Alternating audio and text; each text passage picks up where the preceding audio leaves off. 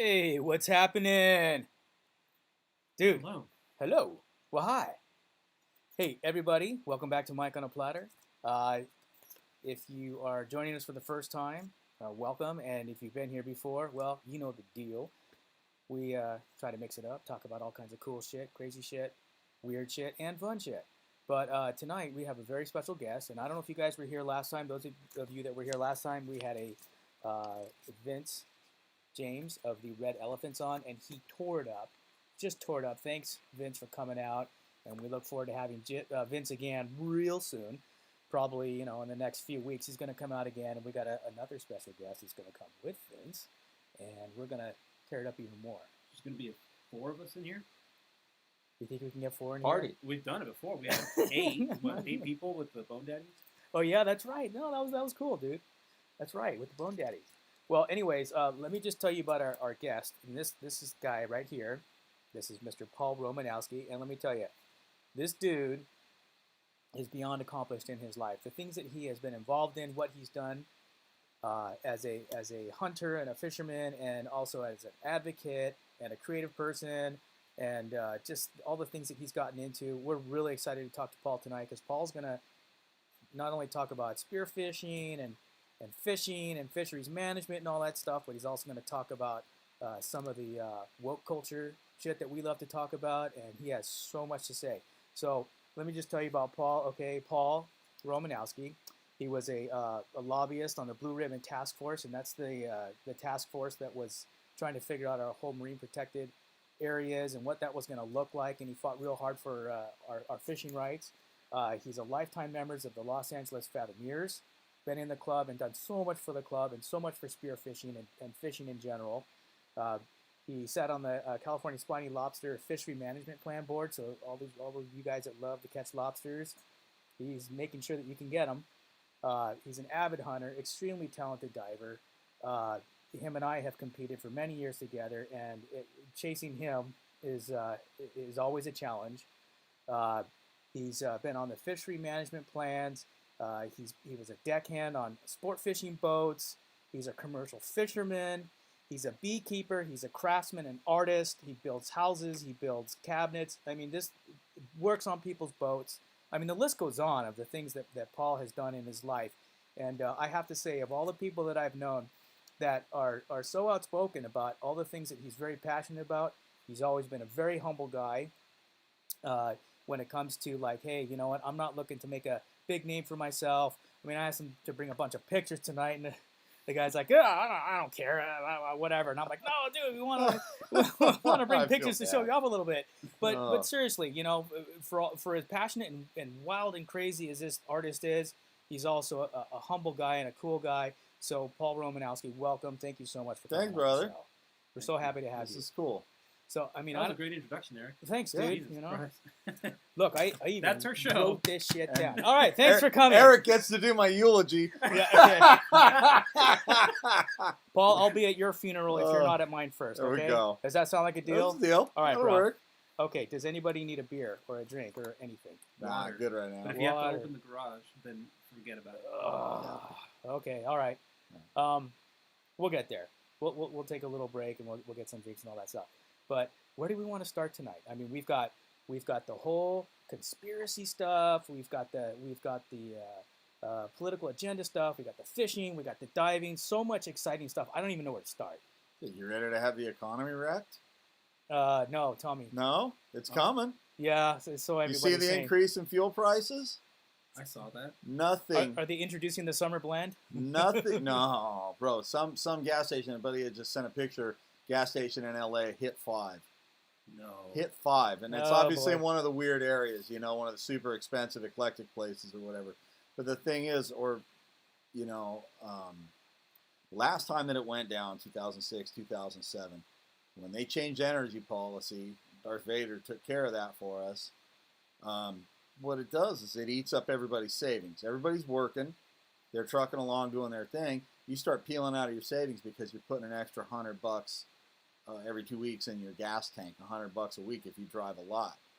It adds up, and it adds up, and it doesn't go away. And that literally stripped everybody of all, side cash last time around. So let me ask you a question: is not to interject too much, but is this part of like this whole, like everybody's talking about this great reset? Is this tied into that? They don't even have the slightest clue how much damage they're going to do because they're going to hurt their own constituency worst of all. I mean, I work in oil. I run a pipeline yard facility.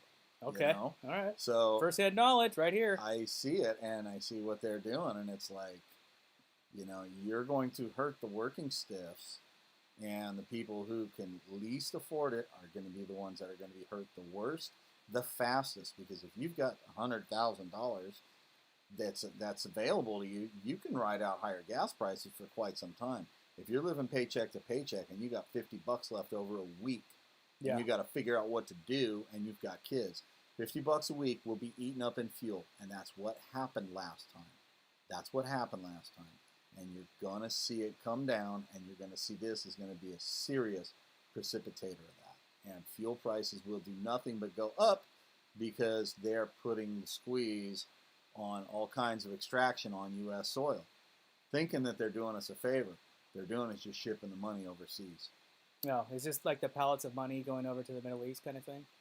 It's, yeah, pretty much. I mean, Okay. yeah, it changes it back to us being much more dependent. We were completely independent for the last year and a half. Completely independent. We were selling energy.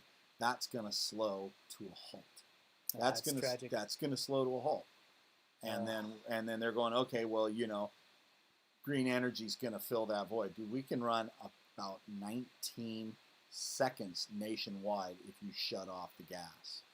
Yeah. 19 seconds would drain every ounce of green energy in this nation, and you'd be in the dark. So I got a question for you. I mean, there's been so many proposals about green energy and about ways to, infuse that into our construct and our mainframe. But it seems like everybody and everything is fighting it. And what do you think is the real story behind that fight? Is it really because it's not truly feasible yet, or just there's just not enough support? It's not feasible.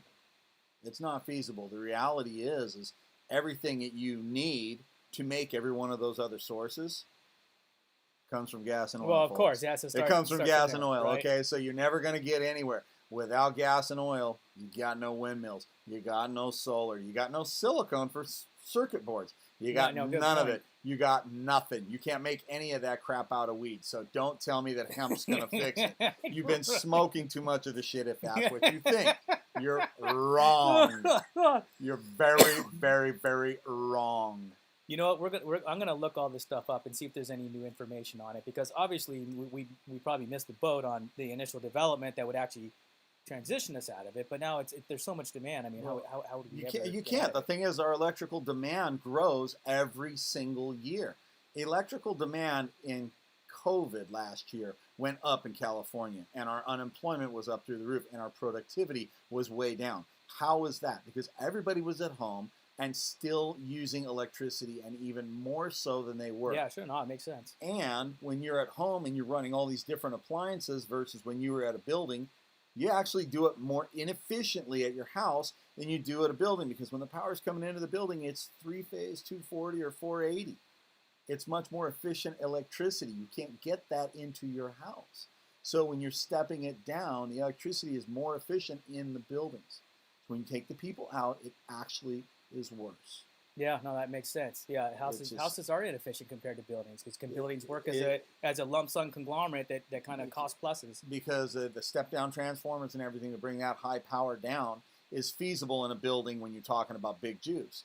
It doesn't work coming into your house. You're not going to put a $25,000 transformer assembly to run you and your neighbor's house, to break down your city block by every 3 or 4 houses or something. It's too expensive. People aren't going to do it. It's not how it works. Okay, so let me ask you a question. Since we're on this green topic right now, this is kind of where we're starting. We're starting on this whole energy and fuel thing. What if everybody put solar panels on their houses across the nation? How would that change things? Well, they're expensive, aren't they? So they are expensive. I mean, there's ancillary cost in that. The thing is the wiring and everything that goes with them. The problem with the systems that we have is you put solar on your house, you really don't have enough juice to run anything, because you need batteries. And then batteries. Where do batteries come And from? where do the batteries come from? So if you it's want the same conundrum all over again. if you want fancy batteries, then you're going to be mining lithium, which means China. They do like 80% of the world's lithium extraction. So you're going back to China for that. Or you're going to lead acid batteries, which are dependable. We have lead here. We have lots of lead, by the way. We have tons of the stuff. We wear it on our weight belts too. Yes, damn straight. And but the inherent issue is that Toxicities. we don't. You know, it's a byproduct of mining silver. Yeah. So I mean, we've got lots of it, but we're not smelting it. We're not doing the recycling here anymore. We shut down all the recyclers in the United States rather than being wise about this stuff. So our ability to recycle and reuse lead is very limited compared to what it was, say, 25 years ago, 20 years ago. So we've really screwed the pooch on that rather than thinking about ways to make all of these systems that we have cleaner, more efficient, and keeping them, not getting rid of them, because you've already got a long history. Well, yeah, there's there's already a lot of energy and resources been put into the initial infrastructure. So maybe it's just improving upon the existing infrastructure and slowly transitioning that infrastructure in a semi-transition, right? I mean, Not full transition. Yeah, but if you look at what happened in Texas, okay, so you get a X amount of budget for your energy development. Government came along and told Texas, after they spent gazillions of dollars, millions and millions and millions, put scrubbers on their coal plants, retrofitted their coal plants, and literally, to be spiteful, the previous administration went in and said, shut them down federally. So they shut them down like one day after a lot of them went into operation, and they spent 10, 20, 50 million dollars each plant. Cool. And so that was all they did. It was just punitive. They knew they were going to do it.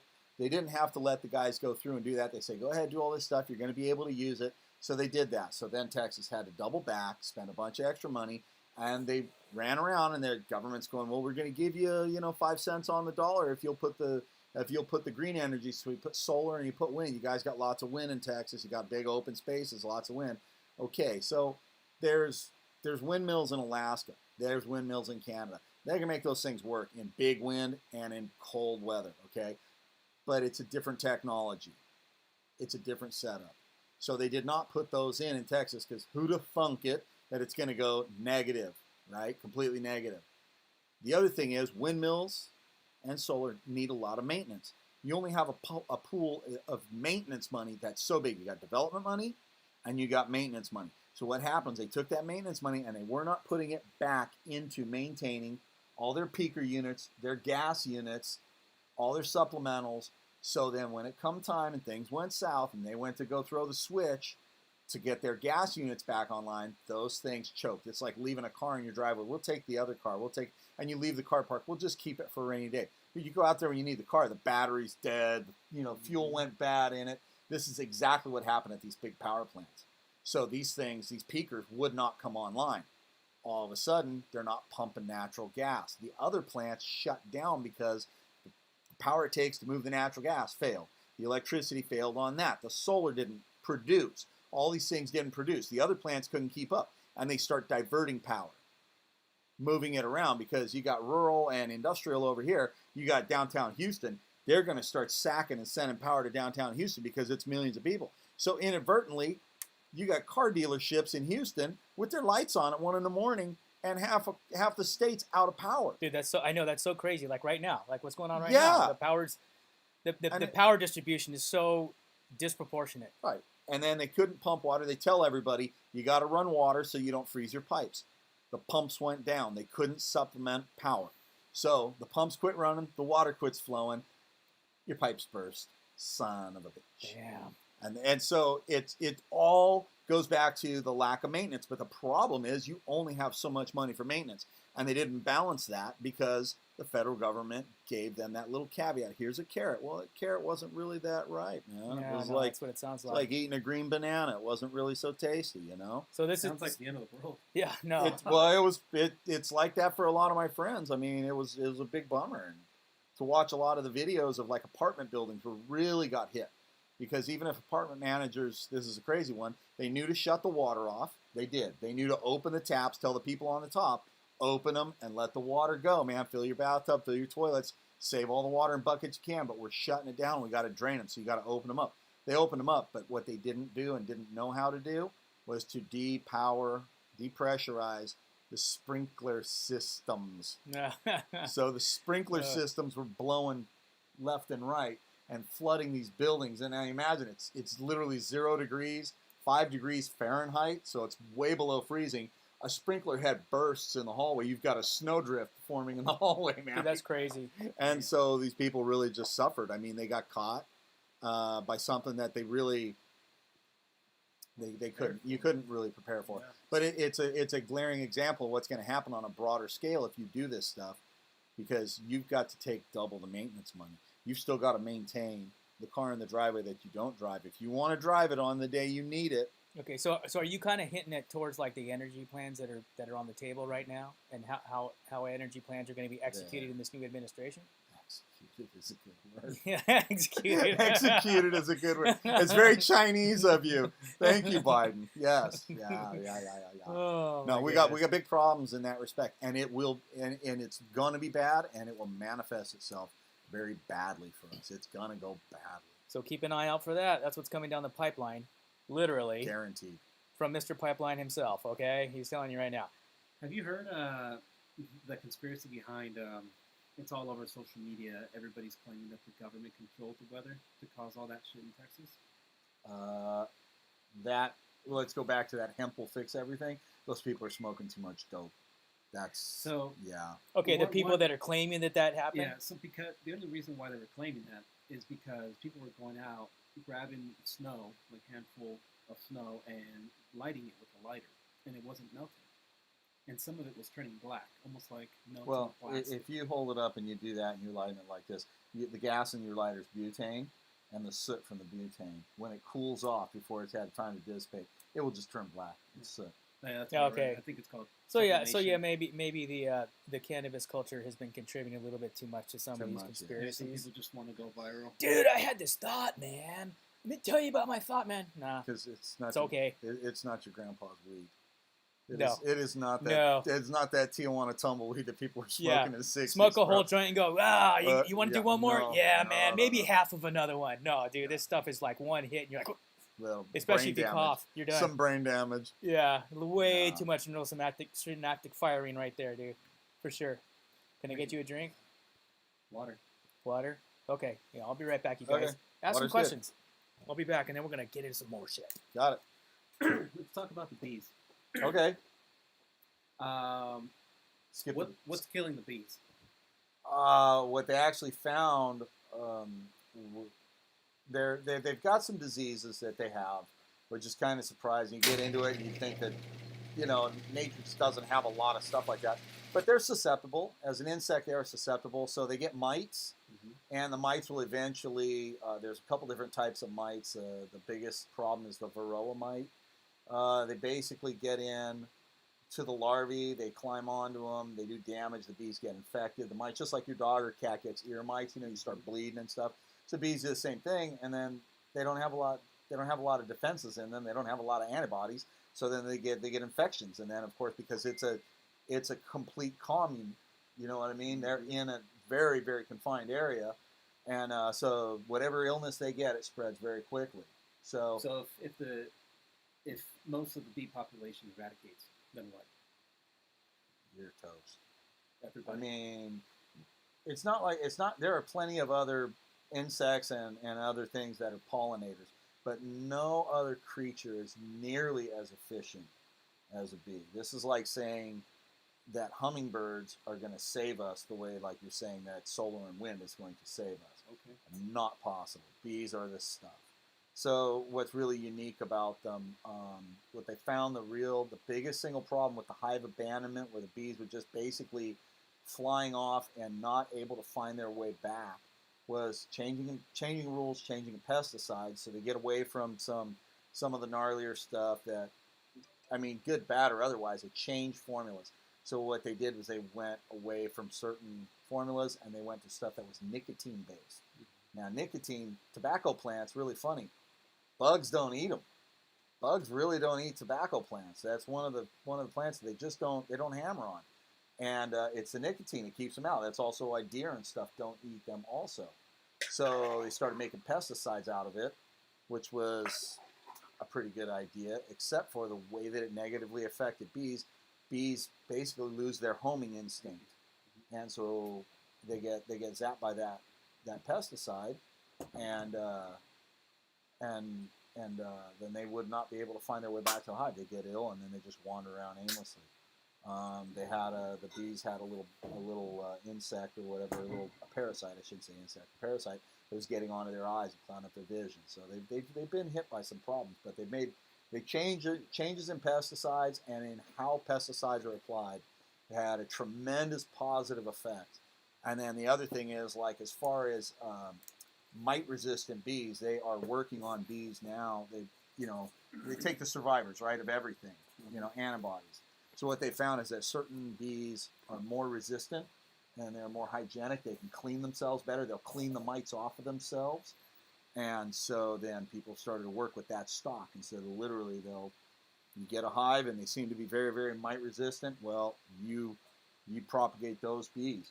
You con those bees into making clones. Kind of like with dogs, you try to breed certain traits. Exactly. Traits in, traits GMO, out. Exactly. GMO bees? No, Not so much. It's lineage manipulation. It's not. Yeah. It's not DNA manipulation. So then essentially we're just trying to breed the perfect bee. Yeah, it's basically the same thing. Well, tougher, Yeah, I mean, right. I mean, you got to remember that 300 years ago, corn was about that big. Yeah. It was an overgrown wheat. Yeah. It was like Milo. And tomatoes used to kill us. Right. Yeah. So I was told you need to speak up. Hey, check the chat. Me? See if anybody has anything to say about all this, and speak up to your mic. All right. Sorry about that. But first, let's do. Thanks, Adam. That was AJ from Radio KAJW. He gave us a Adam little always little has something shout to out. say. God Yeah, I damn. said, God damn it, get your shit together, boy. Hey, let's do our traditional 3, 2, 1. Get your favorite drink, and there it is. All right. Look, mine says Calvin on it. So nice. hey, believe me, they got washed. Perfect. Thank you, Modern Times. So you have your own. Modern bee farm, Times, it's you said? time to sponsor. You have a bee farm? I've got hives at my place, and really what I do with the bees that I keep at my house are more for educational purposes. So I have a lot of suits and stuff, and I'll have friends bring their kids over, and a lot of my friends will come over and check the bees out. So I'm welcome at basically anybody to come in and go through the hives and check them out so they can learn about them.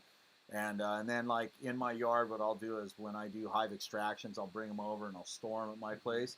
So I stabilize them, make sure they're growing, they're good. Then I move them off. I've got a ranch that I can keep a bunch of bees at. Man, you're a very interesting guy. So That's crazy. Hey, you know what? Since we're on the subject of animals and all that stuff, can we talk about the fisheries? sure. Let's talk, because I think there's, I think we have a lot of fishermen and spear fishermen and outdoor adventurists who are into the ocean stuff and the fish in the lakes and the streams. But I think you're probably more biased on the ocean fisheries, right, and all that information. Yeah, I mean, I like freshwater fishing too. I just don't have enough time, so I don't get to invest as much time into it as I used to. But what about for the ocean? Let's start with the ocean. So you were involved in the lobster fisheries. You and quite a few of the other different fishery management plans. And this is very important, you guys, for those of you that want to hear about what's really going on out there in the ocean when you try and go and harvest. And then later on, we'll get to some cool conspiracy shit. But let's talk about that. You want to start with lobsters? Hey, pull up a picture of the lobster that he has. It's on there right now. Oh, sweet. Let's take a look. Oh, look at that thing. How big is that?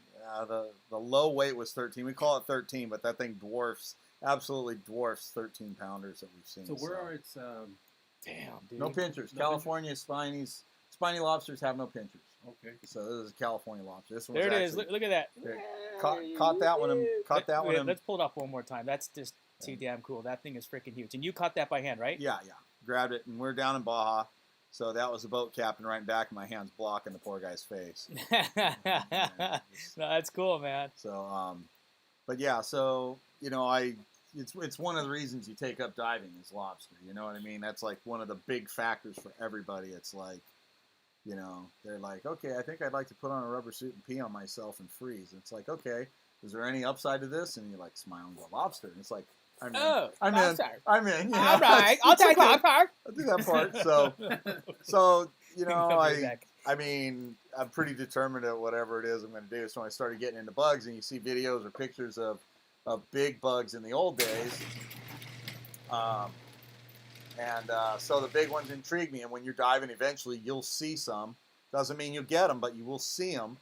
And so being real nosy and everything, I found some places that held some pretty big bugs, and got pretty proficient at catching them. Nice. And so that one there is. And what's the wildest thing you've ever seen underwater?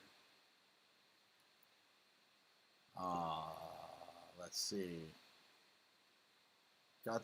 I'm the only fool I know of who actually got to dive with a whale shark in California. I did that last year. Oh yeah, that's right. Out on Eric's boat, that right? was a mind blower. Yeah, that was an absolute mind blower. So, dude, I think Eric sent me a picture of that. We were running around and we were hitting them water into the high 70s. And I've been in 78, 79 degree water here before. It's pockets, usually. I mean, the big El Nino, there have been two real big El Ninos, real big ones. There was 80 to 83. And then the other one a couple of years ago, that was the other monster, 2016. And they're the big ones are like 3 years, 2.5 years. And then you get a big winter on the back of them. It's the defining factors. And so we didn't see it then. I mean, but guys saw some other crazy stuff. And, but yeah, Eric and I were out there looking for bluefin tuna, which is kind of a colder water tuna. And we're in this hot water, and we're looking around, and then we saw a fin pop up, and I was like, hey, man, maybe it's an mako shark. I'll shoot it from the boat. He's like, yeah, let me drive up on it. So he drives up on it, and then I was like, that thing's ginormous. So I was like, it's no mako. If it is, I want nothing to do with this fish. And so I was standing on the bow of the boat, and all of a sudden Eric's off the side, and all of a sudden he's going, oh, my. And I'm looking in the water because the thing's 20-plus feet. Yeah. And I look down, and all of a sudden I see, the bodies have these ridges, these lines on them, right? And defined creases. The spots. And the spots. And as soon as I saw that in the spots, and Eric goes, it's a whale! And I was like, Paul, it's a whale shark! Bro, I was turning around, I had 2 steps. I was in the back of the boat. Instantly, fins on, mask on, piling on my gear. I jumped in the water, and it was gone. I was like, where the hell did this bus go? It was things huge. It was gone. I was like, you gotta be kidding me. And I look around, and it's doing a lap around the boat. I swim around the boat to go chase it, and then it's like it's already making a turn. I go, I'll cut it off at the pass. I turned around, went right back the way I was, and we went face to face. And so I dove down and grabbed the tail, and the thing started kicking, and I just rode it. And just completely, they're so strong. It's like if somebody's got their car and you try and stop it by grabbing the rearview mirror, like you're going to stop the car. You know what I mean? It's like you're going nowhere, bro. And so, so the thing just towed me totally effortlessly and just slid down. And we were in, 60, 80 foot visibility. So it was great water. And all I could think of was, why didn't I come in here with a spear gun? Because right on its back was a couple of jacks, blue water. They're like jacks that you normally see in Hawaii or down at like Alejos Rocks or like trevallies. Yeah. No kidding. So the yellow ones, they yellow trevallies. They call them pow pow in Hawaii, but they're yellow striped, golden yellow color. And I was like, that's instant like all time California record that would be unassailable. And just to say you shot one here, and I was like, and they're real good eating too. And I was like, dang, dude, I didn't have a gun with me. And then I this is all in a few seconds. Your brain goes real fast. And then I'm like, bro, you've just been towed like 45 feet underwater. You haven't even cleared your sinuses once on this little joyride. It's like my head's bursting. I like start clearing my ears, and I was like, it's time for us to part ways. That fish was just going and going and going. He wasn't gonna did you guys get a tuna that weekend as well? I sent you one of those pictures. Show him. One of the tuna pics that he got that weekend. He's sitting in the water and he's like trying to hold it up.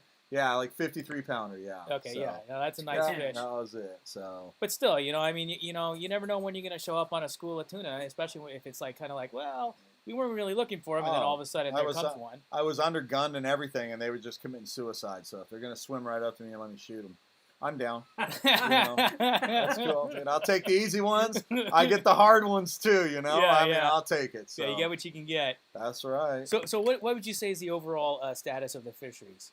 Fisheries, worldwide, there's a lot of complications, but California and U.S. fisheries as a whole are very, very good. Very good. Okay, that's good to I hear. mean, Would that include California yellowtail? yeah. Because Okay. our yellowtail are migratory, Yeah. but they're what you would almost call a coastal pelagic. So they stay very, very structure oriented. They're always around rock piles, islands, things like that. Anything floating in the water, they're going to gravitate towards on their migratory path. Yeah, right. That they're always headed towards a pinnacle, a high spot, somewhere where there's going to be a food congregation, current, and a landmass, a structure. They're jacks. But all fish are actually structure oriented to some degree. Sure. Yeah, that's why they have fads. If the Yep. fish attracting devices out in the middle of the ocean, because eventually a piece of kelp or a bait ball is going to attract fish. Exactly. But I mean, even so, like 1,500 feet below you, there are mountain ridges underwater, and the fish still follow that. Even marlin, tuna, all these guys, they follow those lines because it all works the same. It's all about upwellings and creating a food source and a current source to just keep that motor of the ocean regenerating. And so that's where those fish want to be, and they get the right water temps and stuff, and that's where they wind up. And hey, how about the lobster fishery? How's that doing?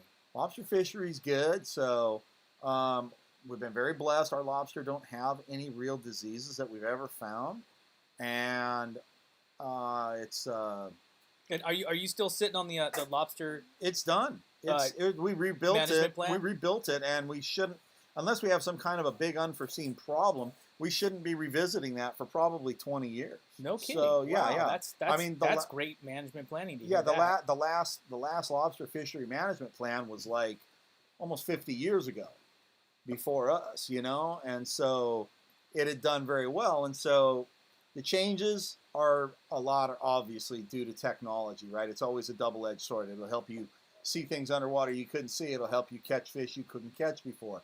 That could be a problem, so then you need to revisit some things. Lobster's the same way, new technologies. I mean, hoop nets have been around forever, but the thing is like the population of people hoop netting really, really expanded. Hoop netting really expanded access to the lobster fishery, and so hook and line guys go out and they'd also fish hoop nets, and so all of a sudden you had thousands of new lobster fishermen. On that note, it's kind of neat in a way. I'm glad. I think a lot of hoop netters got discouraged on the opening for this lobster season that we're in right now, fall to spring. The lobsters were out pretty deep this year in the beginning. Well, a lot of warm water around, right? Well, they just weren't showing up in the shallows, and all these guys were dropping their nets all over the damn place and not getting anything. Yeah, well, I mean, they are actually coming back into the shallows a lot more right now, finally. Mm-hmm. But what had happened is when post El Nino, like I try to tell everybody, El Nino's neat, but it's not your friend. No, it's not. It does a lot of long-term damage after the fact. It's good for surfing. It's got its high points, I mean, you get a hell of a snowpack after it leaves, the big ones. Right. You really get a heck of a winter on the back of them.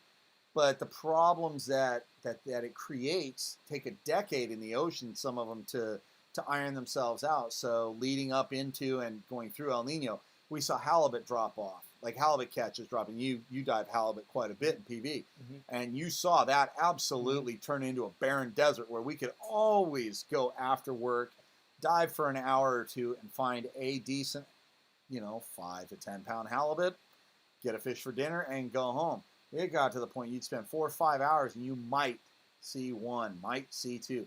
They canceled the Marina del Rey halibut tournament because it just had no fish. Like 2 years in a row, they had to open it up to sand bass and sheephead and stuff, and because they couldn't locate them. Lobsters did the same thing. El Nino did mess with lobsters, and just like halibut, they moved off into deep water. What happened? One of the negative effects of El Nino was that there was a virus that went around in the ocean, and it killed tons of bivalves. It killed mussels and scallops, and it really killed clams and mussels were the ones that really suffered. And that was the virus that was killing the starfish that would make their arms basically rot and fall off. A few years ago, that was all the rage in the news for a hot minute. And so what was crazy is you dive the breakwalls and stuff for lobster a lot, and the inshore reefs, and all of a sudden on the reefs, you'd notice that there's no more mussels. Piles and piles and piles of shells. Yeah. I'm talking to Austin Derry. He was diving Laguna and taking all that great footage. I said, yeah, but you didn't notice anything in your video? There's not one mussel on any of those rocks. And he's like, what? I go back and look at the ground. Look at the ocean. Laguna North MPA. Right. Look at in the middle there, in the middle of the point where all the swells kind of come together at that that horseshoe. the pile of mussels there was insane.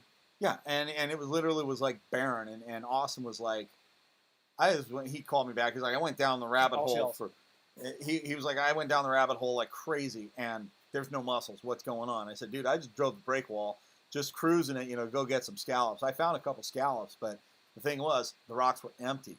So in the case of lobsters, it's not just that big lobsters eat mussels.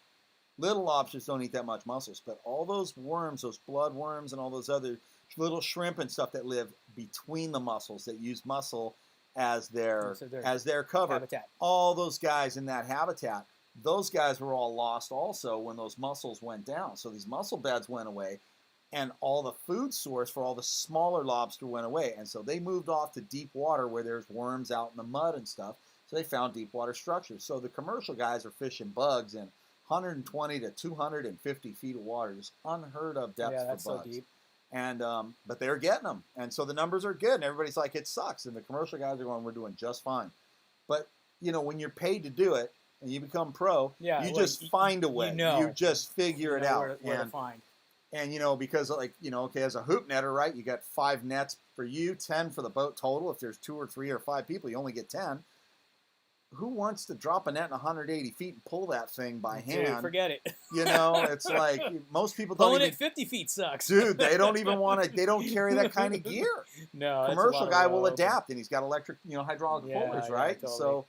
So they figured it out, and so it's not that they're gone. They just were gone from your area that you have access to as a local free diver. You're holding your breath. 60, 80 and less. Yeah. Well, yeah, I mean, and very few of us are ever going 50, 60 feet at night. I mean, I've punched some hellaciously deep dives at night. I mean, I missed a wall out there at Bird Rock at Catalina. I wound up off the edge, doing probably a 95-foot dive in the middle of the night, and that was like when I hit bottom down there, and there was bugs everywhere. I was like, I'm in the wrong part of town, man. And I was like, I had sank sketchy, for a long ways. I turned around and bailed and went up, and the scuba diver that was down there, I was on a dive boat. That guy was looking at me with bug eyes. He was like, what the hell are you doing down here without a tank on you? No kidding. And I was done with that. I was like right back into 15 feet of water. I was like, I got no reason to be out here, And that's when I dove deep a lot. And it still was very discerning. Yeah, forget that. At night, it was not good. So lobsters have started to move back in shallow because mussels and stuff have really started to make a huge comeback. They grow fast, thankfully, and nature regenerates. And you get some cold water, our kelp starts to come back. These things start to go. The kelp up north in abalone thing is really, really tough because urchins got a foothold up there and they wiped it out. That's El Nino, not your friend. Now, the problem with El Nino, like down here when it killed our kelp off, the big one, like 80 to 83, it was so hot and so deep, so heavy of a band of hot water, it killed all the kelp spores. So that's why kelp didn't come back for like almost 20 years, because the kelp spores were basically burned up in the ocean and not effective. It's like having bad seeds. You can't grow a garden, And so that's exactly what happened. So it took a long time for nature to regenerate a lot of kelp down in Mexico and have those currents bring that stuff back up to us. And the kelp from out at our Channel Islands and stuff that survived and work its way back down. Those currents, so many independent currents, it takes that stuff a long time to get to where it needs to be to settle in. And without that, it's not going to work. It's just very hard to go. Go ahead. So don't sea otters, they control the urchin population. No. No. Ocean gophers are useless. I remember seeing maybe sheephead a little bit, but I remember seeing somewhere either sheephead eat them and wolf eels eat them, and there's other reef wrasses and stuff, but nobody eats enough of those things to make a dent. And the problem is the purple urchins. Okay, it's not the quote unquote the red or the black urchins, which are the ones you want for uni, for sushi or whatever. Okay, those are a whole nother story there. Those are very nutritious. The purples are basically garbage, man. They're like cockroaches. They're like a cross between a cockroach and a candy bar. There's no nutrition in that thing. It seems like there's something there. There's nothing there for you. So the problem with them, there's not enough nutrition, and the fish know it, and the creatures in the ocean know it. They don't go after it if it's not worth the effort. They maximize because everything is survival for them, right? They're not talking about going to school tomorrow, bro. It's do I live or die tonight by if I eat, if I propagate, That's it. They're back to completely elemental, and that's all that goes through their process because it's not like they think it through. It's just what goes through their process. So they don't find nutrition in it, therefore they don't go after it. So up north, you have a lot of those urchins, and you have no predators. And they're just mowing down kelp, and the kelp's not really able to propagate fast enough as those urchins haven't died off. And it's not been cold enough to kill those urchins off. They can survive a lot of that stuff. So really, it will be down to divers to go down and remove swaths of them. So And that what do you the do kelp, when you pick them up? You just put them in a bag or a bucket. You and- crush them. yeah, I You crush let them. die out. Like yeah, a big- you can. They smash them. I mean, the divers that Smash them up, man. here, Rene Rojas was diving them, and he Jackie's was listening tonight, by the way. Yeah, hey Jackie, and so they were smashing them here in PV, and what they found is you go in and you just beat them silly, and they smash everything you can get in a very concentrated area, and then the result, what you see is they don't move back into it too fast, and kelp, when it's growing healthy, it'll start to take a Yeah, get foothold some in those cold little water. algae and stuff. It'll take a foothold very fast when it's propagating well. But you need to have those clusters where it can go and be kind of uninterrupted. So you have to get into these really heavy areas and beat those urchins down, or harvest them, scoop them up. And it's like getting DFG to come around on this. There are people in DFG that understand. There are wardens that understand. For those There- of you, hold on, those of you guys that don't know, DFG is the Department of Fish and Game. I'm sorry, and anyways. it's DFW now, anyways, Department of Fish and Wildlife. So Yeah, right. I still wish they had merged with CHP, because then it would have been Department of Fish and Chips, and I would have loved that. Yeah, but right. No dice. So Hey, so would you say overall the fishery? You're saying the fisheries in California, in general, is Fantastic. Really good. Okay, They're that's really so good. awesome to hear. So And, you they're expanding our rockfish. They've expanded the counts, fish allowed to take, and the areas, and we're finally getting some territory back. And this year, we're going from 300-foot bottom depth to 600 feet to 100 yeah, so you fathoms. get to get some So back that- into those deeper zones. Yes, and so that opens up a humongous amount of territory. And what we found is like the overfished rockfish species from heavy commercial fishing, for decades and decades, basically talking about between World War II and post-Vietnam. In that era, there was so much heavy fishing that they really put the screws to a lot of these banks, and they did damage. And rockfish are very slow growers. They live in cold water, and they're great eating fish and high fat content, but they tend to be slow growers, a lot of them. And they weren't too sure about the breeding, and the breeding is very fickle. When they get it right, huge population blooms. When they get it wrong, you won't have much propagation for a couple of seasons. And so they said it would take 50 to 100 years to see fish like cowcod really return, yellow eye rockfish to return. And all of a sudden, canary rockfish and cowcod have come back so hard. They're seeing cowcod coming up into shallower and shallower water. That's a deep water fish. Now that's 900 to 600 foot range fish, 900 Dude, to damn, 500 that's foot. deep. So when are they increasing that to 600 feet? When is that happening? Is that for this next season? March 1st. Oh, bro. dude! Oh my It's God! right Hey, did around you the guys hear corner. that? Break out the 3-pound weights, Yeah. the broomstick fishing rods, Yeah. and the 9/0 and Dacron, because you're going Yeah, There's, get lots of line, get your big long reels. drops. There's a question from Francisco Ruiz Yeah. saying, "Hey Paul, how are we doing with the new generation of wardens? Seems that we are getting some new blood that are not so informed about the regs." It does take them a while to learn. It's a lot of information. It's a lot to take in, and the problem is it's a fast moving target, and regs change, emergency regs. Biologists, throw you a loop sometimes. There's a lot of different factors. Water quality can screw things up or whatever, spills, and those are localized problems. And so your wardens, if they work an area, eventually they learn it and they get the gist of it. But a lot of wardens that fishermen will run into, or hunters, is like opening day of dove season or opening day of lobster season. They bring every game warden in from across the state to come in and patrol for lobster when it's lobster opener. So you're going to have your very good wardens are going to be out there doing the most populated areas. They're going to be jumping around on people's boats and checking that stuff. And then you're going to have less experienced wardens trying to pick up the slack. Maybe they're going out onto the pier. They're going up in through PV up on the hillside, and they're not necessarily sure, and they don't know if this is an MPA or what kind of an MPA it is. And they got a book and stuff, and they go through it. But also, if a warden doesn't really know the water and you're looking out there and it's nighttime, are they looking at you saying you're in a closed zone or not? And it's like, it's pretty hard to say sometimes. And, you know, and some wardens are under pressure um, to make sure they're showing that they're doing their job. New people are going to want to obviously Enforcement quotas. come out and I mean, not so much quotas, but it's no, they really don't work on quotas. But I mean, they want to go out and show that they're doing a job, that they're effective, right? So they're going out and then they're going to be sticklers. They got the book. They don't know any of the other stuff. So the way that they measure your bugs or whatever, they might be aggressive on that stuff, you know. And you might get a warden that, you know, has already dealt with 4 morons who are chucking lobsters back. You know, they're catching guys with short lobster tails in their wetsuits, stuff like that, you know, and they're going, look, man, I've had it with you lobster guys because every damn one of you that I'm running into in this place, and they might be at some remote beach where people can get away with some stuff. Yeah.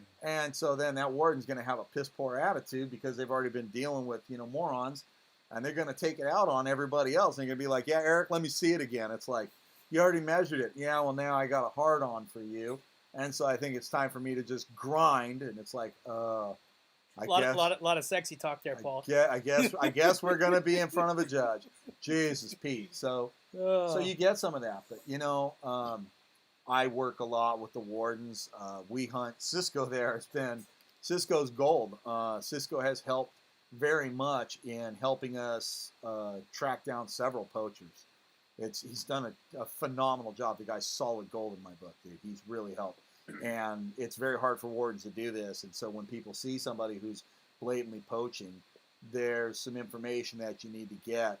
You know, if you can get their car, if you can get pictures of the stuff, if you can get interaction with the guy and go up and talk to him, wow, man, nice, you got a lot of lobsters, blah, blah, blah, and get some information. Wardens need information to make cases, you know. So it's hard. And if you love your resource, you gotta get involved and you gotta protect it, because not only are there bad actors, bad fishermen, just like in everything else, right? There's also, you know, I was gonna say, Jackie's listening, and Renee told a story about when he was down at the Nationals, right? The spearfishing, yeah. Was it the Nationals that was down in was it Peru? Oh, World Championships, yeah. Okay, it was the World Championships. Anyways, they were down there, and there's a 5-mile stretch of beach down there. Now, the story I'm going to tell, and I think you remember this, Renee told the story. He talked about how thankful we should be about the fisheries management that we have, and to hear that the populations are so good here in California, we should be thankful for that. And he kept stressing that. You got to be thankful for that. He was down in Peru. They were there for this competition. They had a 5-mile stretch of rocky coastline that is prime habitat for all kinds of fish species.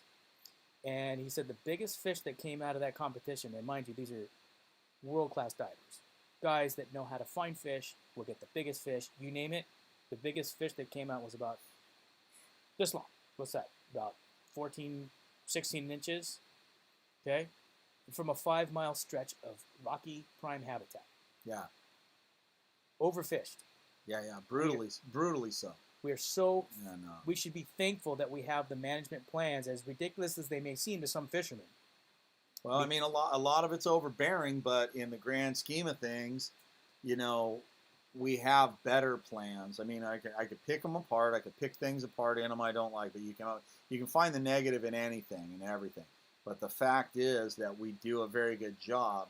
And we've got some of the bigger fisheries in the world. People don't really understand it. It's like, you tell them that California is like #1 in agriculture, and they go, no, Iowa corn, and you laugh, and you go, dude, we make more cotton than the South. We make more corn than the Midwest, and we make all the almonds on earth.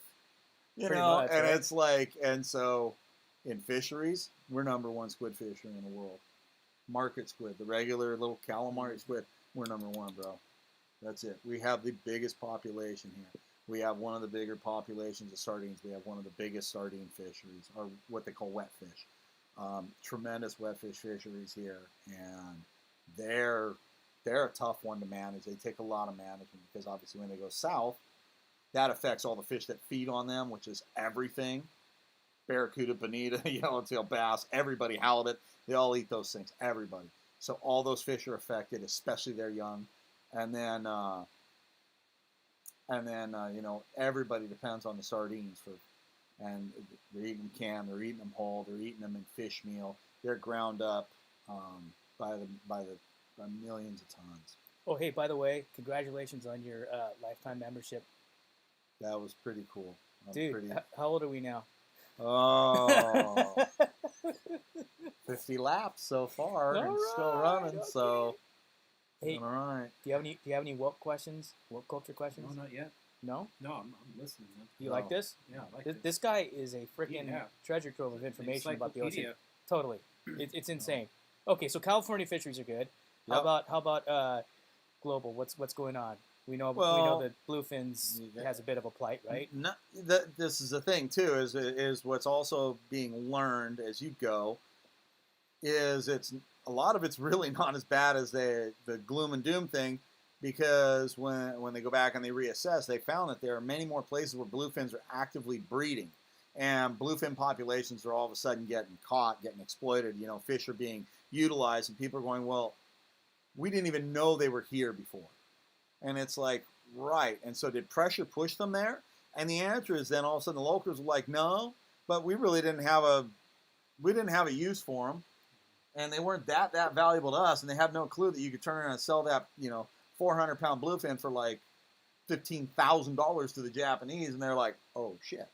That was news to me. And but then they found these other areas. And what's really important is that they found breeding colonies in like 9 new places around the earth, on top of the 12 or 14 that they kind of knew of. And so that's a huge thing, because one path that they do is a migratory path, and there's a certain area where juveniles tend to be almost like a nursery. And then there's one area where the big boys always show up, and that's where they're breeding. Is bluefin tuna get big. They get over 1,000 pounds. So they're not effective. I mean, these big fish we got here, immature eggs, dude. Yeah, a 300-pound fish is big around here. That's like, oh my god, a 300-pounder, but that's small. To them, that's a teenager. Dude, that's crazy. And so a 300-pounder is just getting to be a viable breeder. Oh my god. Just getting to be a viable breeder. So all these 50, 60, 80 pounders you're catching have never bred. What would Joe Farlow call them? Guppies? Yeah. Dude, why are you shooting guppies, man? Exactly. No, look, Michael Jackson spearfishing, Exactly. Exactly. What kind of fish is this? That one was that's wolfeel. That's a wolfeel? Yeah, that was wolfeel. That's not a piece of tuna? Or is it? I guess it could be. Eric sent it to me, so... Eric sent? Oh, yeah. Yeah, no, that's probably tuna, right? That's a slab off of a 200-something pound tuna then, yeah. That's just a fillet, yeah. Imagine 1,000 pound. Oh, dude, ridiculous. I mean, because they get just bigger around as they get longer, too. They just balloon out. Look at the size of that fillet, dude. Yeah. And that's just one little strip of fillet. That's like that fish got ate, right? How you want to break it down is sushi. If you're breaking that down as sushi, bro, you're talking about like just bring everybody you know. Yeah. I don't mean just your close friends. Bring the 100-person party. I don't mean just your close friends. I mean everybody you personally know. Yeah, just your friends list on Facebook, just invite them all. You got them covered. Yeah, that's a lot of fish. What about great white shark populations? Massive increase and no end in sight. And that was the 14-year plan, right? It was about a few years ago they hit that 14-year mark from the ban, right? Yep. And 14 years to get to sexual maturity, right? That's the bell curve. Boom. Now all of a sudden, population literally doubled in 5 years, basically because they hit the bell curve. Yeah. And basically every other year, a female's going to crank out 1 to 3 pups, and it's not for all you ocean goers and surfers and swimmers and divers. So listen up. Here's the skinny on the great white shark population. It's not that I hate them or that I dislike them so much. It's just that there's a reason why we don't have bison running across the highways, dude. It's just certain things are not really going to be compatible. Hey, you know what's a really good idea? Scale. I got a really good idea.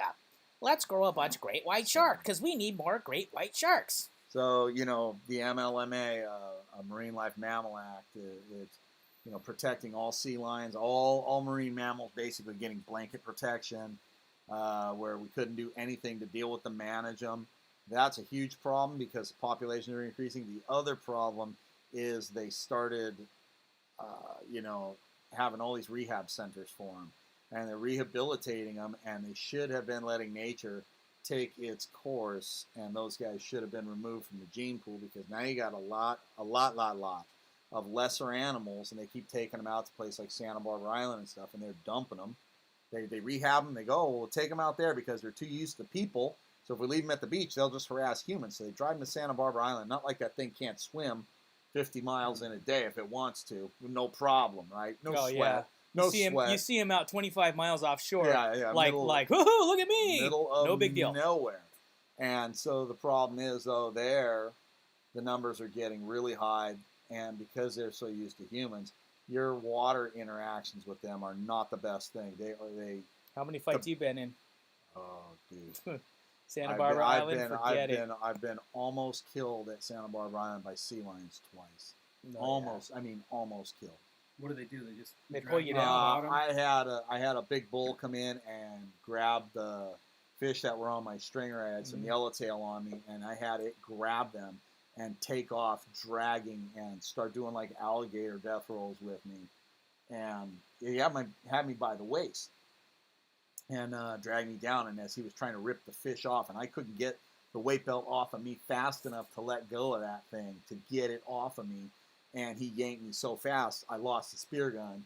So literally, I'm like down there just hitting this thing. And then you might as well be hitting a sack of concrete, because I had zero effect on that, like 300-pound animal. Oh, yeah. And there was no effect to it. Yeah, the same thing happened to me out there. I got pulled down about 10, 12 feet. I'm like, okay, that's it. I'm getting that fish on the boat. Yeah, and then I had when I shot a fish, and Steve Castro was there. And so I was fighting the fish, and Steve came in to try and run backing for me. And the sea lion didn't like it, and we were there. And, my spear gun's empty, the shaft is in the fish, and I'm fighting the sea lion, hitting him with my gun, just poking him because he keeps coming in. Yeah. And I got the fish into my hand, and I thought that would do it. And the sea lion got so pissed, he grabbed me by the leg. He grabbed my foot, my fin, and he grabbed my foot in the fin, bit down, and just took off dragging me. And I was already fighting a fish, so I was heavy gassed. breathing. And he got me on a no intake breath. So I lungs basically empty, and dragged me down and start shaking. I really thought he was going to break the foot. And I'm like, what do you do with this? So I let go of the fish. And so he let go of me, and he turned around and rammed me on the way up, just to make good measure, hey, don't mess with my fish. Well, the shaft was still in the fish. So he rammed me, hit me in the ribs with his head so hard that it knocked the rest of the air out of me. So I was sucking salt water the time I got up. So it was really bad for me. It was not my shining moment. I was in bad shape, and my fish goes taking off, and Steve sees my float go whizzing by. Steve grabs the float and hauls the fish back with this thing, and the thing come back, and it wanted to fight me and Steve, and it was like, Jesus criminy. So eventually, at that point, I took over on the fish again, and Steve poked the thing really, really hard with the spear, and it finally stayed away from us enough to let us get back in the boat. But, my foot was bruised up. It didn't cut it because you can't get through the fin. He probably could have punctured through, but I don't think his teeth are really sharp. He's pretty big and old. But, he's crushed the foot. The foot was all mangled. It was black and blue a week later. It was hurt. Oh, yeah. And so, that was a good time. That was, the one I had the one I told you about where he pulled me down about 10, 12 feet. So again, I had my gun just like you, and I was poking him, and we'd look at each other, and he's like, and then we kind of start to go away from each other, and then and we did that back and forth for about 10 minutes until finally got to the. Oh, dude, it was like dealing with a rabid dog, dude. So the thing is that those guys, you protect them, and the numbers go up, and even so, they're protecting them, and there's more of them. They also have mortality. The other thing is there's more juveniles, and the great white's protected, and then the great whites hit that about 14-year plan, and the great whites start breeding. More people using the ocean, and put all three of those population explosions together. And so the big problem is the great white shark gets to about, when they're small juveniles, the reason we see them back at the surf here is they're eating stingrays. When they're young, they eat stingrays. That's like the majority of their diet when they're young. They're not chasing down tuna and stuff. That's a whole other class of fish, right? These guys are juveniles. They're not super efficient hunters. Well, then they can't get enough fat content, and they start to stack that weight on, and they get bigger. And then what happens is they start looking for more meat sources and fat sources, and so they start to get that out of mammals. And so they find dead whales, they find dead sea lions in the surf line, just naturally. Sea lion gives birth, she gets sick and dies. She don't make it, and that happens, right? Pups, sea lion pups get sick and die, and they don't make it. And so these guys start scavenging on those. And eventually they start to realize, well, if these things taste good, I ought to catch one that's still swimming. It's a little bit more effort than the one that's just laying there, but to hell with it. And that's when they get dangerous, because they don't really know the difference between me and you and a sea lion. Mm-hmm. So you are going to have more interactions, more bad interactions, where they're coming up and they do the Folgers taste test, right? They just come up and they grab you, they grab your surfboard, and you got to survive that. That's the Folgers taste test. Yeah, well, that's how it problem. Is. Sharks check shit out with their teeth. Yeah, they're like in a their dog. Mouth. They're like a dog. They don't have anything. Hands. They have the Ampulle de Lorenzi to know that you're there magnetically, but they don't have anything to touch. So they bite on it. What's this? Well, no, this isn't what I wanted. Meanwhile, you're sitting there bleeding out. Yep. So we're gonna have, and we're just gonna have more of that. And the problem is that as they get to be more effective hunters, come 10, 12, 14 feet, when they get up in there, it gets harder and harder to survive that taste test. Because the other problem is eventually, you got to figure that they're simply going to say, Joe is not my favorite food source, but I'm hungry. In a pinch. And I'm bigger than Joe. Mm-hmm. And, I mean, I know you like a Snickers. You'll eat $100,000 bar if you're hungry too. It's right. Like you're gonna get, and we are gonna be in the crosshairs. No, I already see it coming. I already see it coming as this juvenile explosion are gonna start getting bigger. And it's now a few years out. It's not. It's like right around the corner, dude. It's coming, dude. Because there was a lot of 5 and 6 and 7 footers, and now surfers are seeing lots of 6 to 8 to 9 footers. Yep. In the same areas. And eventually those guys, they'll eventually get so big that when they start eating mammals, they'll start to migrate. They'll start to go to those different things. But, dude, you've got sea lion rookeries along the coast. You've got La Jolla. You've got, Dana Point, San Clemente's got some. I mean, they're up and down the coast. You've got that in Santa Barbara. It's a hard thing to say you want to be on that surf break, and you've got that there. Eventually those sharks are going to make those mistakes, and people are going to have more interactions, negative interactions. I believe it. Francisco's now asking, are the BFT here to stay, or the dream is almost over? I would strongly suggest, off of past history, that if you're trying to get one of those real big ones, you would throw everything at it, and you would really look at the timing on it and really concentrate on it and try and do it at all costs, because trying to explain to somebody about it, a lot of friends, and we used to have to travel from here to hell and gone to go after any fish like that, and we literally couldn't afford it, and there was a reason why a lot of us never shot any of these giant fish. We can't afford to go to Panama, raising 2 kids and all that stuff, and you work for yourself, and you don't have that kind of time, money, resources. You don't have that kind of bankroll. Exactly. Even if you come up with the money for the trip, how are you going to take 2 weeks off, right? That's 2 more weeks worth of pay you lose also. Really expensive.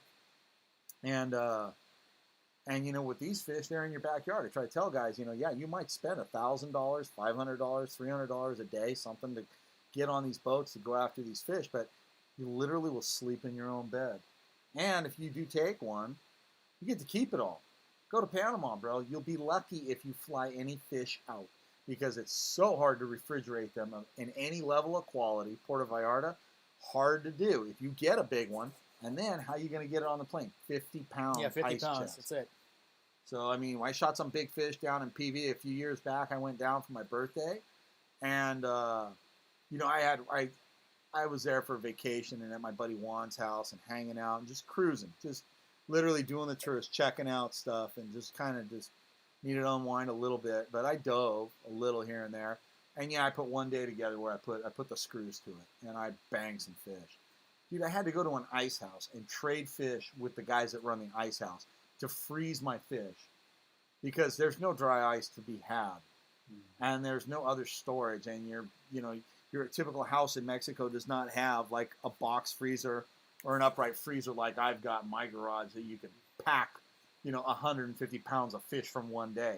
So it's like I gave everything to the neighbors, and I figured about the 50 or 60 pounds that I could keep, and I took literally like 100 pounds down to the fish play or to the ice house and asked the guy if I could freeze it there, and he's like looking at me like, let me figure out how much this will cost for how many days. Like, I'm here for like 3 more days. I need it rock hard so I can fly home.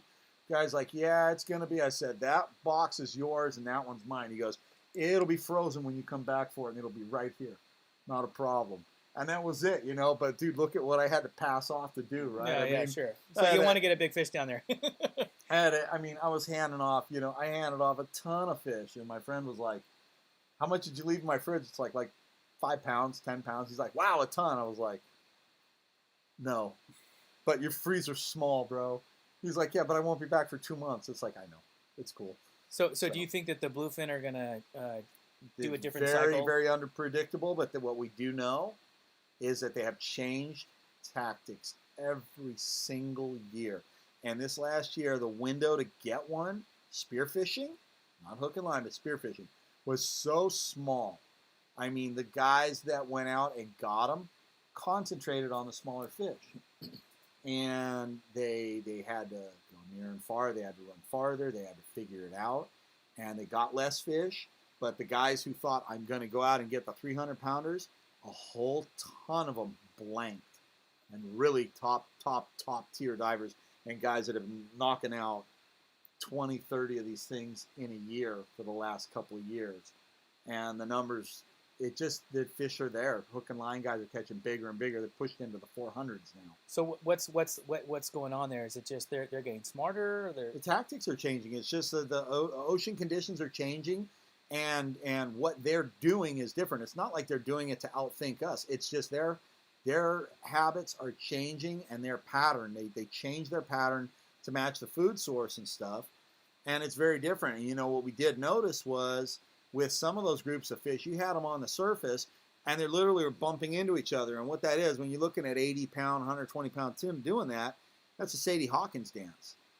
They're nowhere near prom. They're nowhere near dating. They're nowhere near breeding or fornicating or any of this. Those are juveniles, and all they're doing is going through the motions. That's what I would call it, Sadie Hawkins dance. There's nothing serious about it. They're just doing it, and they're literally, it's in their genetics. They're doing it. It's practice. It's gearing up for years down the road.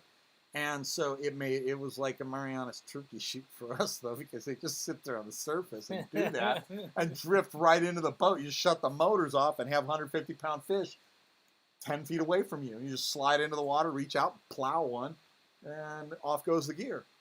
And so wow. That didn't happen last year. I mean, and, the year before there was massive fish, and they were up, and they would let you get close, but the water was filthy. So how do you work a 6-foot gun with all that power in water where you had 10 foot of is? And when the fish comes by, they're going between 5 and 15 miles an hour. How do you shoot something going 15 miles an hour when it goes across that garage? And that's the entire, that's it, the 25 feet right there. 20 feet is the entire existence. That's all you're going to see. So you just literally point the gun in front of you, and when something goes by, you pull the trigger. Dude, big guns, a lot of power. Your buddies are in the water with you out there too, It's like, it's not the easiest thing to just jump in and just do it. Mm-hmm. And the way it works, you're jumping off the back of a boat with no breathe up. It's really tough. But if you want a giant fish and you devote 6-7 days, pick prime days, I think your chances are still far better than flying to Panama. Than Ascension Island is about $20,000 to do the trip now. If you can get in, if they have bait, and all these other things. That's diving on a boat every day all summer long here. Yeah. All the way out to Clemente or further. Dude, I mean, that's you driving your own boat solo for the year. Yeah, exactly. And then the other problem is that the shark factor in Ascension in these places is so bad. They've keyed in on divers. They just learn. They get conditioned, right? And so then they get conditioned. And so guys are going down there and shooting 4, 5, 6 200-pound fish and getting none of them back or getting pieces back. Which when you can fly home with 50 pounds of fish, I guess if you shoot a 200-pounder and you get a 50-pound chunk back. Yeah, just bite the tail, please. Then Save the medallions up front. And so then, okay, so you got it, But I mean, it just seems like an awful lot. And then also when you're dealing with that many aggressive sharks, things are going to go wrong eventually, And like at Ascension, they found that the shark tourism is lucrative. So those things hear a boat coming and they see the guys start chumming. The tuna come, but the sharks come in like unbelievable numbers. So it's really tough, and we're really blessed. And some of these other places, New Zealand and some of these others, have some limited fisheries. But again, dude, how are you going to get to New Zealand, fly all that gear? Tuna gear is heavy, man. It's crap to fly that stuff. And your spares and everything, bro, it's expensive, hard travel. And, New Zealand's like 2 days flying. You know what I mean? The time you get to where you're going, it's 2 days to get there. Yeah. So almost more than half a week just traveling. It's a lot. It's dude, there and back? Yeah, exactly. And nowadays, it's quarantine. So New Zealand better add 2 weeks onto that too, right? I mean, that's too much. Brutal. So, hey, do you have any predictions for the future? I don't think that they will stay around in perpetuity. They were gone for quite some time. They came back in. We've had passes of them coming by. The fishery's healthy, and it is healthier than what we were led to believe. There was a lot of fear mongering with it. That was market driving. I mean, that's it, plain and simple. If you talk about what drove it, the Japanese, for ego purposes, will spend huge money on those tuna. Some dude, like they bought them for $500,000, a single fish. That's ego. That's nothing to do with the real value. 600-pounder or something. Yeah, that's right. The 700-pounder or something. But that's the thing, is that's ego driven. That's not the reality. And but conversely, the Mexican tuna fleet is already quoted out this year. Already quoted out. They're done fishing bluefins already. Wow. That was quick. So there's a volume of fish, and it's gotten better.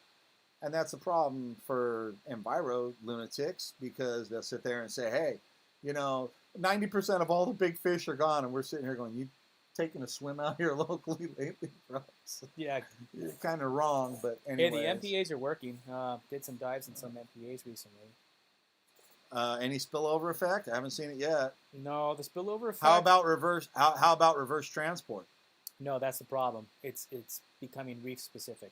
Okay, well, because here's the thing. If you're going to turn around and tell me that the MPA is working because now you see tons and tons of 7, 8 pound calicos, I'm asking you right now, where'd they come from? Because how old, you know the answer to this, how old is a 7 or 8 pound calico? 30. Right, 30 years.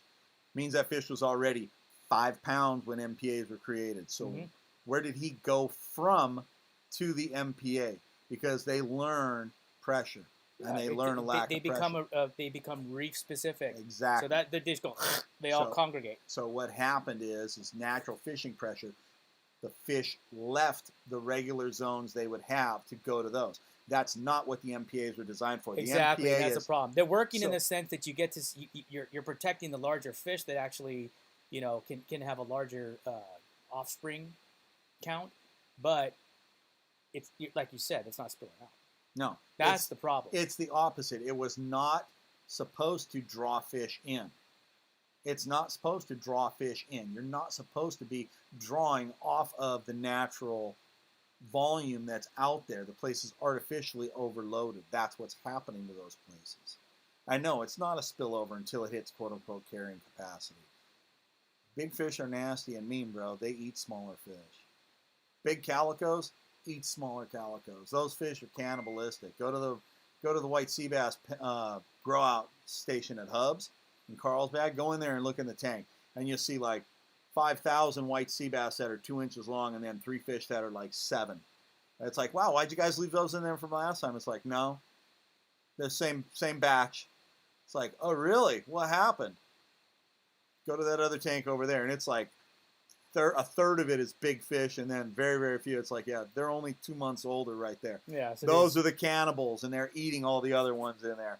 It's like, yeah, Charlie and Larry get mowed down every single day by their big brothers. So what's a realistic plan if like the MPAs aren't doing that proper spillover effect that they were hoping for? I mean, is there a better management plan? Yeah, you'd really have to be honest with yourself. You'd have to do roving. I don't think Hawaii does much of anything right. Like, they ruin everything they touch. But one thing that they do is they have rotating conservation areas. Okay, so how does that work? Explain that. It might be closed. Like, they've got places that are closed 1 year and open 1 year. Okay, so they're giving zones breathing room. Breathing room, exactly. Okay, all right. So if we were to do something of that nature, and then you could rotate them through, then you would have people buying in and agreeing to saying, close this one, close that one, close that one. How long has that Hawaiian model been around? Quite a while. Like years, decades, what? Yeah, it's at least a decade. Okay, and what's the success on that? It's been good because what happens is the fish, now those reef fish are pretty fast. They're a little bit more mobile than some of our reef. Our real benthics don't move, right? I mean, like cabezons. Yeah, right. Born on that reef, dies on that reef, bro. Yeah. You don't leave, you know. And but you know, so you've got fish like parrotfish and stuff, and goatfish and stuff. These guys are pretty mobile. Wrasses. They move a lot, you know. They move, but they're definitely territorial to a given area. And so what happens is they learn and they do move to the less pressured areas, but it opens up those areas to those different fish, and fish do take up residence, and it gives fishermen opportunities, and it spreads it out. The biggest thing is it also when you're changing the areas, it also changes the dynamic of the access, because like a lot of what they closed off was our best access for like handicap access, safe entry and exit, you know, like Laguna. You lost a lot of the safe entry places that are close to good fishing, and all of your potential handicap fishing access was killed in Laguna by what they did. All of it. All of the good access was killed. Gone. They took it all, 100% of it, and in perpetuity. And so, no, it wasn't right. It wasn't, quote unquote, fair nor equitable. I'm going to sound like one of these fucking Karens. Good Jesus God. Hey, have your Karen moment, brother. Get your knife out and stab me in the neck. No, as far as, quote unquote, social equity, the MPAs have done a terrible job in that respect. A terrible job in that respect. Okay. No, So- that's good enough. Did we got any questions from anybody in there? Francisco said exactly. Okay, all right. Okay. Hey, Laguna, they love their brown people cutting the lawn for them, but get your ass out of here before sundown. oh, You God. filthy unwashed masses, you Oh, damn man. straight. God. Yep, that's what it is, bro. Don't get me started. Hey, I know. you got any Where do you see the economy like in the next couple of years? You ever see that video of the Hindenburg? yeah. Yeah. yeah. So No. we're switching gears from spearfishing. Thanks, Paul, by the way, for the fisheries management update. No sweat. Economy. Man, that was crazy. Economy's going to be bad, dude. Number one, it's been like the gnarliest. Last year was really ridiculous because if you are a small business, Yeah. It was turning just- their back on small business. it was basically. just utterly gutting, destructive. I mean, absolutely destructive. And I never seen anything. I never seen government aim so squarely at the people. This was an absolute attack, and I don't know why anybody on this earth wouldn't want to recall Gavin Newsom's. I mean, it's like what they did is just beyond pale. McDonald's is allowed to win. You know, Amazon. Joe's Crab Shack is forced to lose. It makes no sense at all, bro. Airlines, 100% capacity. We can't, even the piss poor job they do, they don't educate kids. Indoctrinating, you know, what they do to kids or for kids or whatever, they just simply said, we're going to put our foot down and not do any of this crap. It's like, dude, airlines are completely open. You can't go to your restaurant and sit down and eat. Yeah, we can sit this freaking tight on a friggin' plane, dude. And yet I can't go inside of a restaurant and sit there and do it. Oh, no, but you can eat outdoors. Wait a minute. So then I'm going to put a tent up outdoors? That's okay? Yes. Now, what if it's cold and it's raining? Well, just enclose the tent. So make it an indoor-outdoor tent. Yes, and that's safe, right? The virus knows nothing about that. And then the people inside will be colder and they get sick easier, right? You're a bunch of frickin' rocket surgeons. You know that? Jesus Christ. Cut that rocket open, boy. Go. You know, dude, piss me the fuck off, man. It's the stupidest thing. Just the to turn around and say, Amazon gonna win, this guy's gonna win, and yet, your arts and crafts store, no, you're gonna close. You have to pay your people more. It's like, what do you mean we got to pay our people $5 an hour more? Now you got Alameda County's doing this thing right there. You have to pay everybody $5 an hour more. It's like, that sounds so good on the surface, but what about the fact that you're down sales 35-40%? Mm-hmm.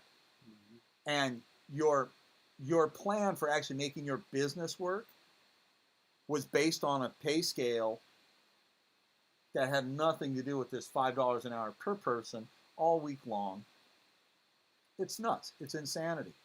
And, in my line of work, I got furloughed Fridays. I'm still on furlough. I'm down 20%. Yeah, I got 20%. Yeah, exactly. So, and yet I got guys that are day laborers that were getting months off that are getting $1,000 a week. And I'm sitting here going, how is this feasible? Because then when we get a job, finally we're ready to go, the guys are going, bro, take like a 40% pay cut from sitting on my ass?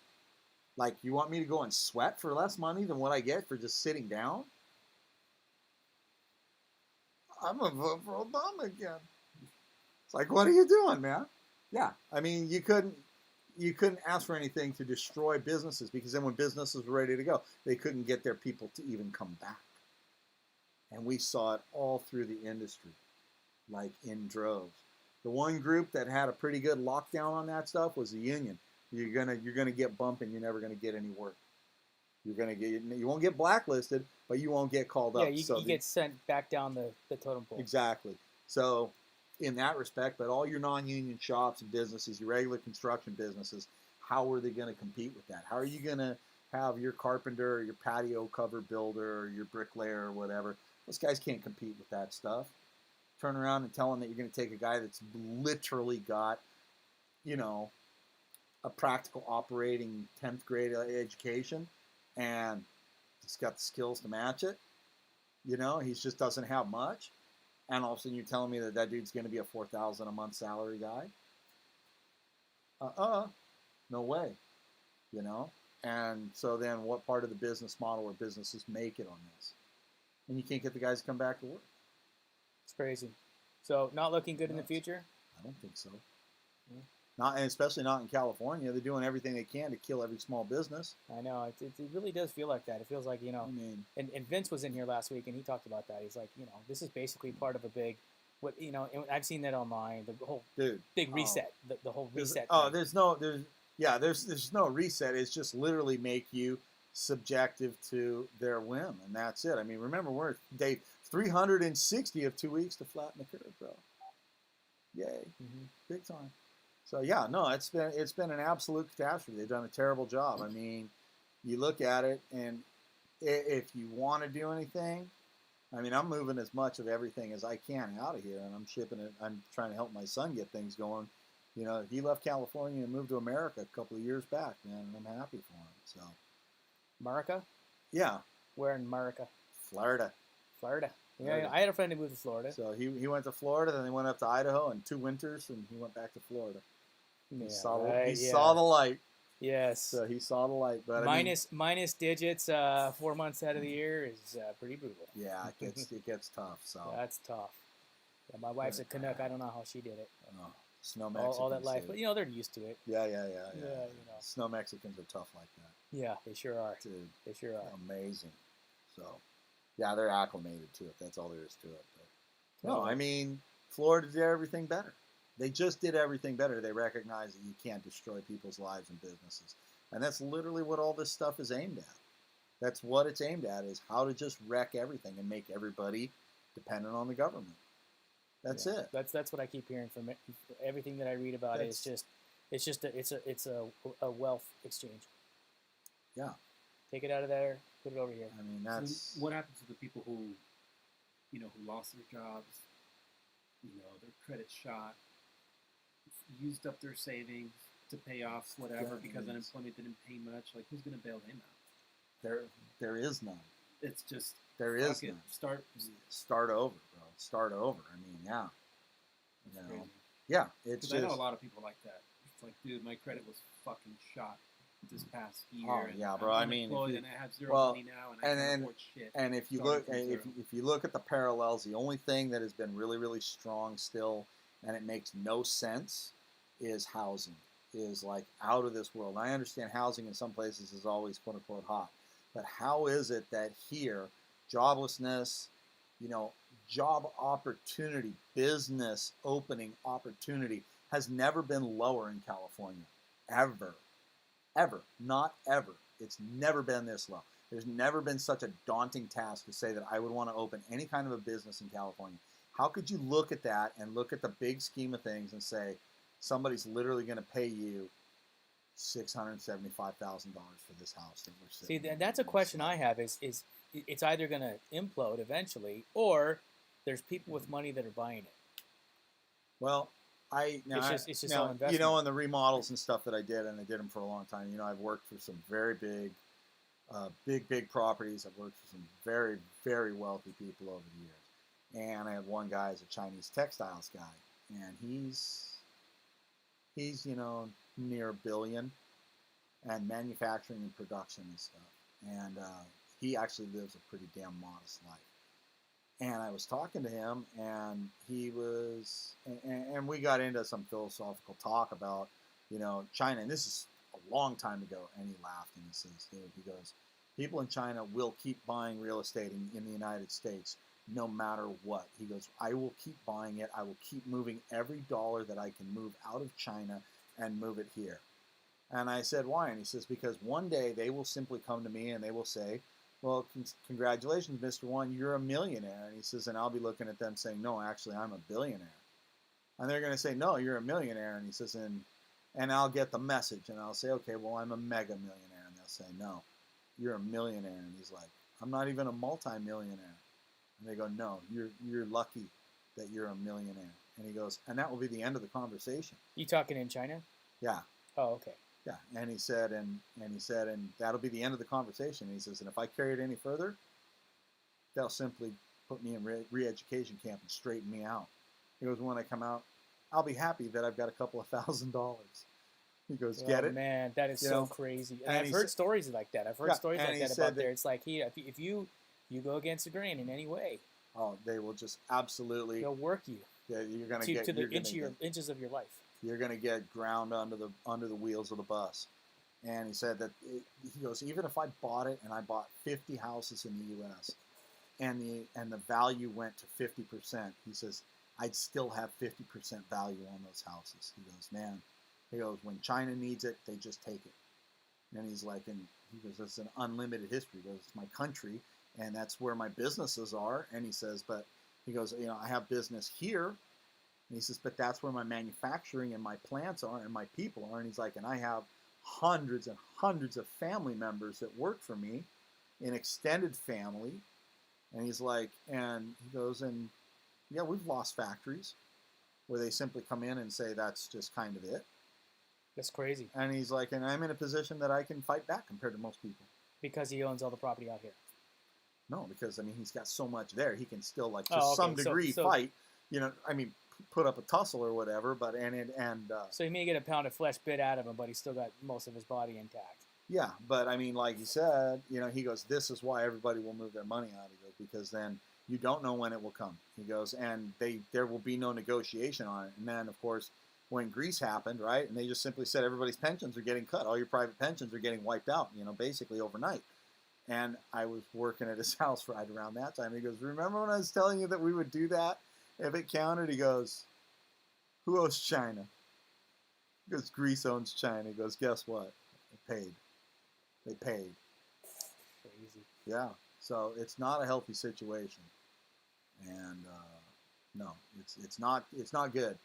And so investment-wise and stuff, California, it's really hard to make it. You've got money here. It's really hard to justify taking it out, especially you've done what we've done. You put roots down. You spend, you got 15, 18 years in this place already or some shit like that, you know, it's really hard to just say pack up and bolt. Yeah, sure. You know? I had a friend who did that. He went to Florida. He bought a house and he turned a few $100K on it in a 6-year period. He doesn't have to work now. Yeah. His wife's working. He can raise his kid, go surfing. I mean, there's that. Every other day. Fuck you, Renee. No, Renee, Nice. dude, live your life, brother. Love it. So, Jealous as hell. I wish I could talk my wife into moving to Florida. I'd pack it up and go. yeah. So, I mean, that's the thing right now. Is to basically help my son and make sure that he's squared up and set up. You know, the kinds of work that I do, I'm still not going to have a problem. You know? Yeah, And I know. I can shift if you gears. got a few different skill sets and you've been in a few different industries, you'll be all right. You know, it's one of those things that I don't. You know, education is important. I'm not so sure school is important, but education is real important. Right, education. Never quit learning. You know, Yeah, I mean, absolutely. Yeah, that's good words of advice for everybody listening. you know, I mean, really, you know, you figure things out, and actually, when you take up something, take it up well enough that you actually get proficient at it. Not that you do it, and that you kind of learn how to do it, you know. But then, I mean, it's like doing a blog or something like this. I mean, 6 months in, you got it kind of figured out by a year or two, and you're going, yeah, I can do that one in my sleep. You go, I'm really not that much better than I was when I was 6 months in. It's like, yeah, you are. Yeah, you are. You invested the other time. You figured the other things out. You know all the little nuances. And me coming along in 6 months, I'm going, dude, what is? And you're like, are you retarded? Try this. And you're like, come on, bro. I thought you were the sharp guy. It's like, no, not now. Oh, Not now. So, that's classic. you know, but I That's mean, true. it's really like that. Hey, do we have any more comments, or you want to kind of close it out? No, they're coming. Okay, so hey, I got an idea. Let's have you back in again, and let's push on some more of the let's get into some of the fun stuff that we didn't get into with conspiracies and all that stuff. You want to come back again? You mean for the fraud? Oh no, oh, dude, this rabbit hole goes really deep. What fraud? Yeah, there's that. Fraud? Yeah, what Fraud? fraud? I don't know, the 1:38 in the morning thing. You know, election night. Oh Okay. yeah, I know. Vince covered that one really Good. well. Good. Last time when Vince was on. But we can get into that. We can go into some more stuff. Yeah. All right. Well, before we go, Yeah, but what are your thoughts on Biden? the senile kid sniffer. Mm-hmm. Wait, say that again. Senile Kid kid sniffer. sniffer. Yes. Yeah, right. Okay. I heard about that. The blatant racist senile kid sniffer. Yes. If he's a smart guy, if he has smart handlers, they'll never let him walk a flight of stairs in front of Kamala Harris. I'll tell you that right now, bro. He'll die with a heel print in his back. He'll go down the stairs. No, you know what? The guy was miserable as a candidate. I mean, you can't say he's not qualified, because literally anybody who hasn't done the negatives is qualified, but actually the guy really wasn't qualified. He has several huge disqualifiers. He should have never been even a vocal, legitimate candidate. I mean, realistically, Yeah, there was a lot of much better candidates than him, in my opinion. I mean, yeah, but I mean but the straight up fact is that the guy's got there's a lot of corruption issues with that guy. A lot of them. Well, he's tied up in that system. He's tied up in that system of politics that is its own machine that needs to feed itself. Well, and this is why I'm really, the one thing that I really fear about, and what I talked with the other George about the other week when he was over at the house, is, the thing that really scares me about what happens the way it went down is Donald Trump will probably be the last free American ever elected as president in the United States. And I'm telling you that right now. He'll be the last one. They will never, ever let me, you, or anybody who is not absolutely in that three monkeys fucking a football system ever be in there. He got more stuff done in less time. You really think that with Biden as president, you really think we'd have had a vaccine this fast? 10 to 15 years to bring anything to market. They rush them 8, 9 years. They rush them 8, 9 years. Dude, 9 months. 9 months production. That's a guy that gets shit done. You don't like him because his mean tweets. Bro, tell you a story. God made man. Man walked the earth. And then man was confused. And his body started to argue who would be the boss. So the eye said, I guide us. I see everything. I'm all-knowing and all-seeing. I should be the boss. And the mouth said, kiss my ass, bro. I feed us. I breathe for us. And I speak for us. I should be the boss. And the hand said, I'm going to be the boss because without me, you can lift nothing. Nothing. The leg said, dude, get out of here, man. We carry you. We walk us. We run us. You're not catching anything without us chasing it down. They're all arguing. The asshole says, I want to be boss. Everybody fucking laughed, right? The asshole clamped up. 2 days later, the hands are shaking, the legs are wobbling, the eyes are getting foggy. Ever since then, the boss has always been an asshole, baby. Oh! Oh, it's all messed up. That was great. Dude, that was awesome. He'll be the last free American to be president. That ought to bug the shit out of everybody. Oh, like him or not. Yeah. Like him or not. Well said. Who else would you want to be president? I mean, I don't know. Go ahead and pick. You're going to pick an Oprah? She ain't going to do it. Nobody will ever look at the attacks that man took and say, I'll sign up for that shit. No private citizen is going to do that. You have to be in there. You have to know where the bodies are buried. And you have to have been in the dirt, making bad with the bad people and doing the shit deals, or else there's no way they're going to let you go. And nobody else will ever sign up for the gig. And I pick, you could pick any of them across the spectrum that you want to. You think Magic Johnson's going to run? Never. You know, and that's the unfortunate state of things, you know, and it just goes back to some of the things that we said earlier in some of our earlier episodes, is there's a conglomerate of elites at the upper level, and this is how they want the show to be run, and this is the narrative that they want, and this is how they want it all, this is the timeline that they want presented and how things actually happen, and that's what they want everybody to believe, and anybody who fights that, they're going to do anything they can to take it down. Yeah. And I'll say, you know, while Trump may not have been a hero in my mind from the environmental perspective, although he did pass a few things, but still, you know, he sucked as a front man. Okay, he didn't win the hearts of people necessarily, but what he did win is he won the minds of people that thought about it and said, wait a second, this is a guy who's not part of the political system. He can't be bought off. Everybody turned around and cried that they wanted. Look at all these people saying, we want a non-politician. We want a non-politician. Well, which one? Here's my question then. Which one? Because you still got to show up for the game. Everybody wants to be world champ, right? So you got to get in the ring and get punched by Mike Tyson. Right. And then nobody wants to be a pirate when it's time to do pirate shit all of a sudden, huh? Okay, you don't want to get stabbed and shot? I guess you don't want the gold and the plunder. You know, nobody really wants to know what really happens. Nobody wants to know. They just want their cellophane wrapped food. They and got, you know what? There are commercials that tell them that life is wonderful. The thing is that they got that guy. They had that guy. That guy was there. He was right there, and he actually did it. If you look at the growth, you look at everything else, and that was with everybody against him.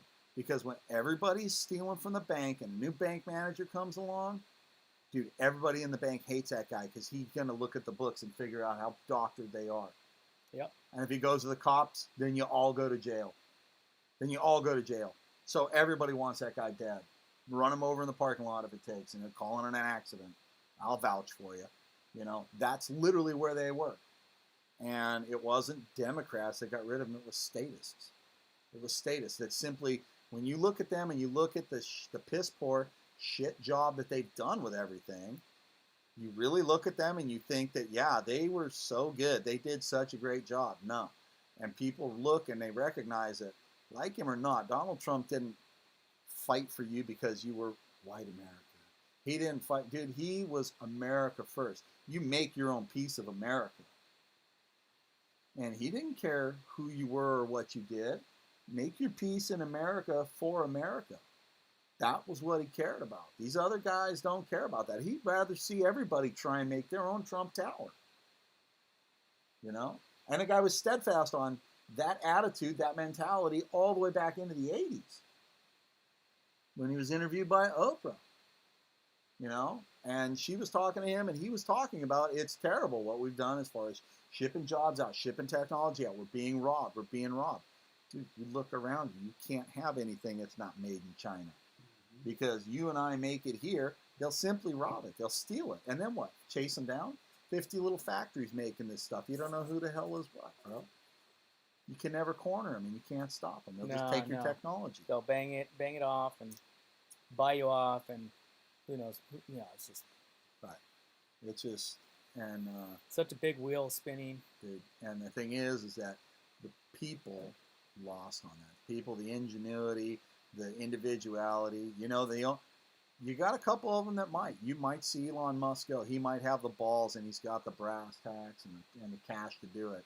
You might see him say, "F you, I'm going," and I don't think they'd stop him. I think that and then the faux pas, the lessons learned from Trump being a little bit too aggressive in one way or another and rubbing some people the wrong way. Elon Musk has rubbed people the wrong way, but I think that he very well might be the only other one I see on the horizon that would possibly take a swing at it. He's got enough fuck you money. Yeah, that's it. You got to have the fuck you money to deal with that level of the system. The other thing is that he's, you know, I mean, Tesla's a fairly amazing. I mean, the whole thing is an amazing thing. Like it or not, I don't invest in it. I think that, you know, it still hasn't made an honest buck. It's completely subsidized. But it's like the fact that the guy's able to make it and do it, he's very, very close to having it right. He's actually very close. And if you look at it and think about it, he's way closer than a lot of people would have ever thought was possible. And he very well might come out on top. And his technology stuff, he's on a path. It's not quote unquote wrong. And I think it's just one. It's just parallels on the same highway. You know, electric vehicles and stuff.